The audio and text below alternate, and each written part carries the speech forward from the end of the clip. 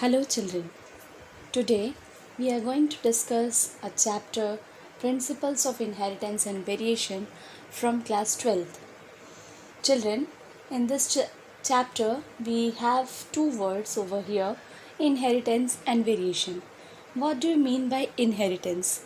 Inheritance is nothing but is a process by which traits or characters passes from parents to offspring. So what is inheritance? Inheritance is basically a process by the help of which the characters they passes from parents to offsprings. That is called as inheritance. Right? Now if we talk about variation, what is variation, children? Variation is nothing but it is the degree of changes. It is a degree of changes that you can compare from a parent and is present in a offspring. That is called as means varieties, or I should say variable number of changes that is being accumulated from generation after generation. That is called as variation. Now in this chapter, children, basically there are so many concepts which we have discussed. Out of that, few of which I am going to deal today. Okay, so basically inheritance was first of all being discovered, or I should say it was first of all being given by the father of genetics,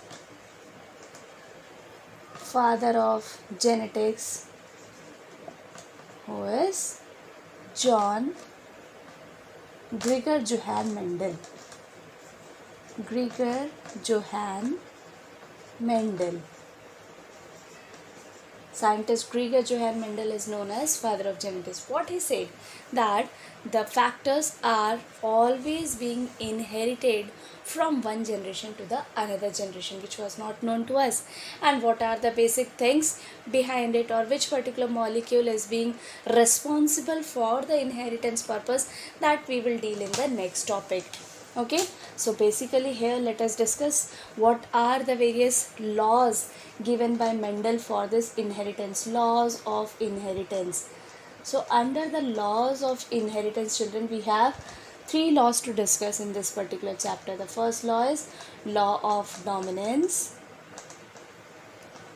Second, we have law of segregation. And third is law of independent assortment.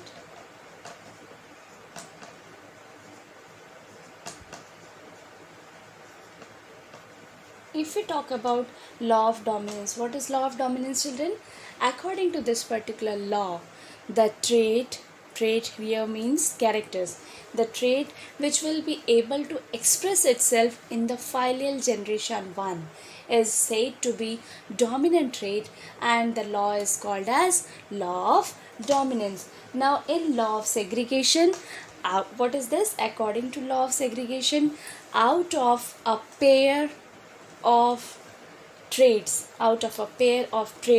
the factors responsible for that particular trait, only one factor is getting inherited during the gamete formation. That is law of segregation. What it is, again I am repeating to you, that according to law of segregation, the factors of a pair segregate from each other such that a gamete receives only one of the two factors. That is called as law of segregation. These two laws, children, can be easily explained with the help of a monohybrid cross. What is this monohybrid cross? When we are crossing a single trait, that symbolizes this monohybrid cross. For example, I have taken parent 1, parent 2, and the trait which I am using here is height. So what I will do, that parent 1 has the trait of tallness.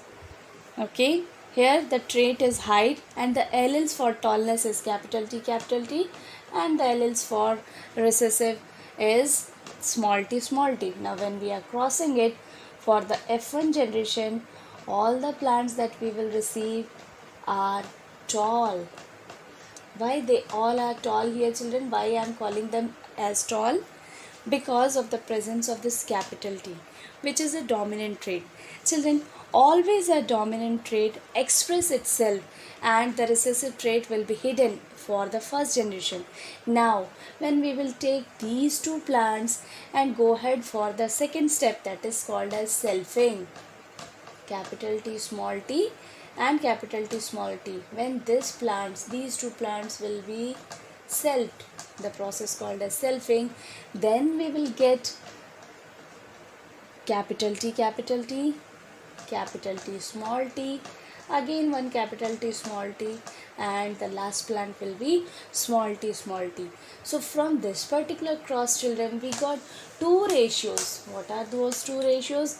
One is called as our phenotypic ratio. What is phenotypic ratio? Phenotypic ratio is nothing but externally how the plants or externally how the offsprings appear, that is called as phenotypic ratio, whereas genotypic ratio symbolizes the genetic makeup of those particular gametes. So here I got how many tall plants I got? I got 3 tall plant and only 1 dwarf plant. I am writing those results after the F2 generation: capital T, capital T, capital T small t, capital T small t, and small t small t. So this is also a tall plant, this is also a tall plant, this is also a tall plant. So all total 3 tall plant and 1 dwarf plant. Whereas the genotypic ratio, I mean to say the genetic combination, how many types of genetic combination can you see? This is capital T, capital T, purely capital T, I got only 1. Pure small t also I got only 1, but I got the hybrid or the mixture of capital T small t as 2 plants. So the genotypic ratio for monohybrid cross is 1:2:1. Here we must have understood both the laws of dominance, children. Laws of dominance, what was that? In the F1 generation we have seen the combination, all the plants were in the form of capital T small t, that means all the plants were tall. So one of the trait has been expressed in F1 generation. This shows the dominant trait and the law was dominant. Law of dominance. In case of law of segregation, what we have seen, out of capital T, these are the 2 plants, these are the 2 alleles for the tallness, these are the alleles for the dwarfness. Out of these 2 alleles, only one is getting segregated during the gamete formation.